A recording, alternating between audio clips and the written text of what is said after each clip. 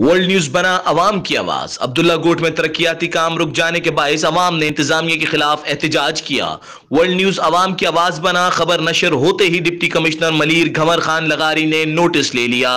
एक बार फिर आपको बताते चलें कि अब्दुल्ला गोट में तरक्याती काम रुक जाने पर अवाम ने इंतजामिया के खिलाफ एहतजाज किया था। वर्ल्ड न्यूज उर्दू पर खबर नशर होते ही डिप्टी कमिश्नर मलीर घमर खान लगारी ने नोटिस ले लिया।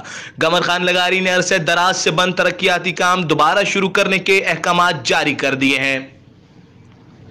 वर्ल्ड न्यूज उर्दू की खबर पर नोटिस लेते हुए डीसी मलीर ने अपनी टीम अब्दुल्ला गोट भेजी और रुके हुए तरक्याती कामों का जायजा लिया और तरक्याती कामों का दोबारा आगाज कर दिया गया है। एक बार फिर आपको बताते चलें कि वर्ल्ड न्यूज उर्दू की खबर पर नोटिस लेते हुए डिप्टी कमिश्नर मलीर ने अब्दुल्ला गोट में रुके हुए तरक्याती कामों को दोबारा शुरू करवा दिया है।